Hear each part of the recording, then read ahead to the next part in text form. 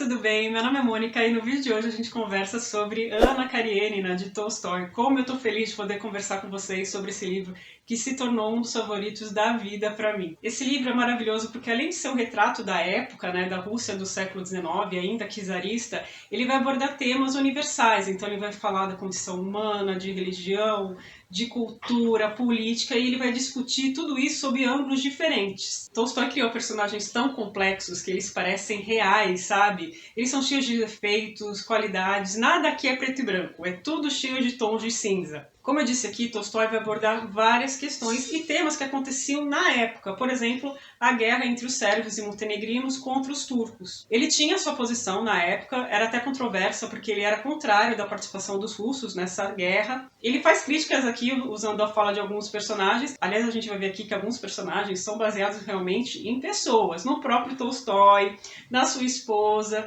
e até em um ministro de Estado da época. Tolstói escreveu esse livro entre 1873 e 1877 e se baseou na história de uma amante de um parceiro seu de caçada. Eu não posso contar aqui o que acontece com essa pessoa, que é Ana também, né, o nome, porque é o final da Ana aqui da história. Aliás, vale dizer que essa edição aqui da Companhia das Letras está muito boa. Tem uma lista com os personagens, então é muito comum, né, a gente se perder no meio dos personagens, né, da literatura russa, então aqui a gente não corre esse perigo, é só recorrer à lista pra gente ver quem é quem, e também tem uma árvore genealógica. O tradutor é o Rubens Figueiredo, tem um texto dele aqui de apresentação, muito legal, onde eu tirei essas informações e tem mais coisas falando tanto de Tolstói quanto da escrita desse livro, e também tem um pós-fácil da Janet Malcolm. Lembra que eu falei que esse livro é repleto de questões que ele vai abordar, tanto da época como que são atuais pra gente até hoje. Então essas questões vão se contrapor. Vai existir uma dualidade, esse livro é cheio de duplos. Aliás, nos primeiros rascunhos, Tolstói colocou o nome desse livro de Dois Casais ou Dois Casamentos. Ele estava na dúvida entre esses dois títulos e acabou virando, né, Anna Karenina. E é isso que a gente vai encontrar aqui, uma dualidade tremenda, tanto de homem, mulher, como de campo, cidade. As duas capitais ditas, né, da Rússia, São Petersburgo e Moscou, a alta sociedade versus a vida dos trabalhadores rurais, né, os mujiques, a ciência versus a religião e, claro, há duas famílias, dois casais que vão estar encabeçados pelo personagem da Anna e do Lievin. Sim, porque esse livro, apesar de se chamar Anna Karenina, tem dois personagens principais. A gente a toda hora vai intercalar entre a vida do Lievin, o que está acontecendo com ele e o que está acontecendo com a Ana. E já no início do livro, que é maravilhoso, né, gente? Eu acho que é um dos inícios mais bonitos da literatura. É super famoso, né? Nessa tradução ficou assim, ó. Todas as famílias felizes se parecem. Cada família infeliz é infeliz à sua maneira. E continua assim.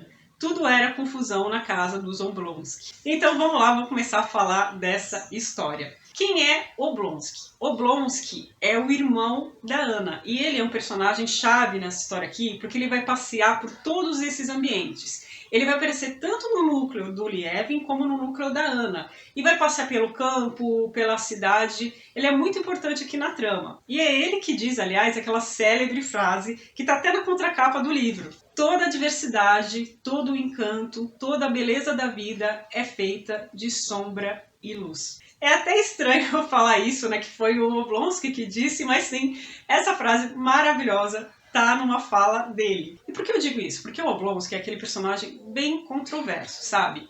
Ele é aquele bon vivant, só que na verdade ele não tem condições para viver do jeito que ele vive. E a confusão que está acontecendo na casa dele, quando a gente começa a ler o livro, é devido a uma traição. A esposa dele, a Dolly, descobre que ele a traiu com a governanta francesa. E aí tá uma bagunça na casa, né? Ela tá trancada no quarto, eles não estão se falando, os empregados não sabem de quem receber ordens, ainda tem, né, as crianças pela casa inteira fazendo aquela bagunça tremenda. E a gente logo vai percebendo, no decorrer da leitura, que o Oblonsky, ele é casado, mas ele não tem uma vida de homem casado. Ele quer ter a vida de solteiro. Além disso, ele administra super mal os bens da esposa. E ele é aquele tipo de pessoa que ele cede totalmente aos seus desejos e seus anseios. Ele não quer saber as consequências daquilo. A gente vai ver que, a princípio, a Dolly acha que não tem como continuar aquele casamento, que foi a gota d'água, enfim. Só que o Oblonsky manda a Anna, sua irmã, que mora em outra cidade, ir lá conversar com a Dolly e convencê-la a continuar o casamento e a perdoá-lo. E a gente vai ver a famosa famosa cena, né, que acontece na estação de trem. Aliás, nesse livro, né, a estação de trem é muito marcante, né, por toda a história. Então, o Oblonsky vai receber a Anna na estação de trem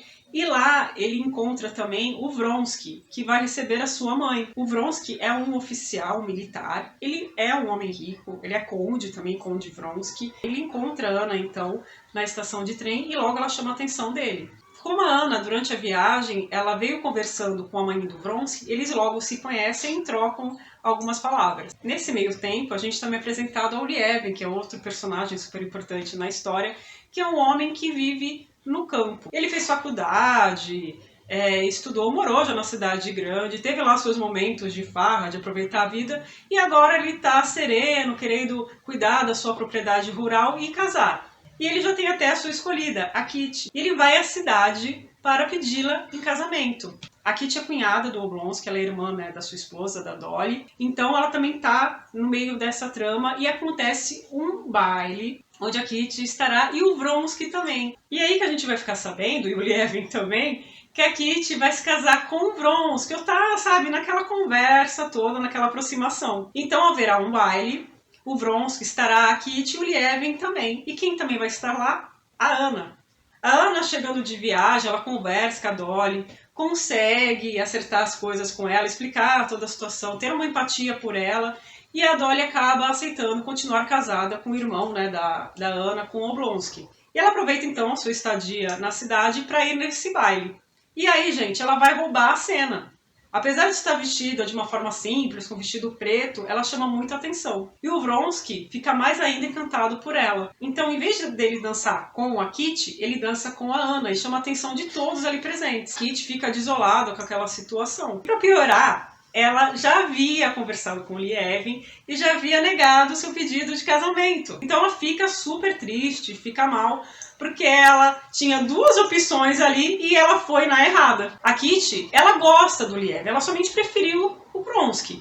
Então ela fica arrependida. Esses fatos que eu tô contando pra vocês aconteceram na cidade de Moscou, mas a Anna mora em São Petersburgo. E ela volta pra lá. E quem que vai atrás dela? O Vronsky. Então a Anna volta pra casa, vai lhe falar que ela já tem um filho, ela é casada há 8 anos, tem um filho, né, na cidade, mais ou menos, e ela volta diferente pra casa. O Vronsky logo vai atrás dela também. No princípio ela vai tentar repelir e tal, mas ela fica interessada por ele. E ela não gosta do marido. O marido da Anna chama Alexei, ele é um funcionário público, só de uma patente assim bem alta, e ele é aquele homem bem metódico, totalmente preocupado com as suas funções públicas e não dá atenção muito em casa a ela. E ao filho também.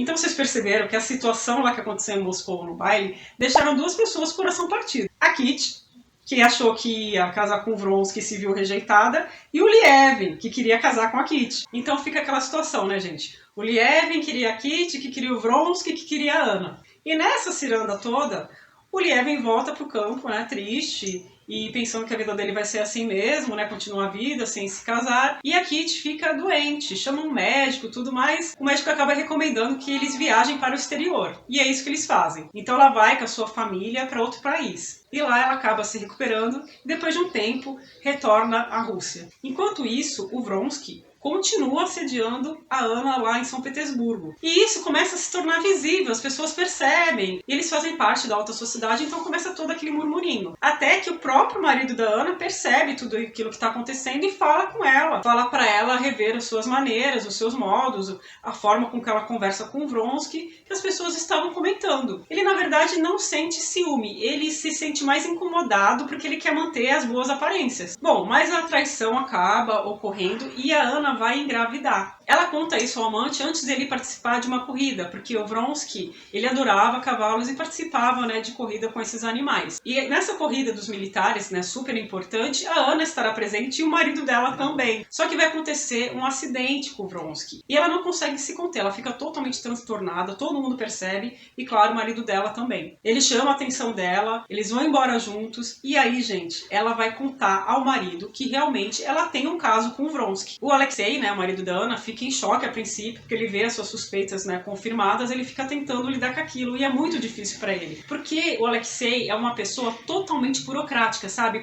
Ele parece um robozinho que só sabe fazer as funções lá do trabalho dele. Ele não sabe lidar bem com as questões subjetivas da família, da casa, enfim, ainda mais numa situação tão complexa como essa. Então ele pensa no quê? Em manter as aparências. Porque na época, gente, ele podia até desafiar o Vronsky para um duelo. Ele chega até a pensar nisso, mas não tem nada a ver com ele. Então o que ele pensa? Que o melhor é continuar o casamento, conversar com a esposa e manter as aparências. Então sim, ele aceitaria o filho do amante, continuaria casado com ela numa boa. Só que a Ana, lógico, ela continua com os sentimentos dela pelo Vronsky. A Ana, sim, gente, ela é extremamente impulsiva. Nossa, demais. É um traço da personalidade dela muito forte. Então, para ela, seria difícil abandonar o filho, né? Ela não estaria simplesmente deixando o marido. Mas na época já existia a opção do divórcio. E essa opção vai acabar sendo cogitada pelo próprio marido da Ana. Ocorre que quando ela dá luz, ela fica muito, muito mal, muito doente. E o Alexei é arrebatado por um sentimento assim muito cristão, muito religioso de perdão. E ele aceita entrar com o divórcio e ainda deixar a guarda do filho com a Ana. A gente vai pensar, poxa, perfeito. Mas não, gente.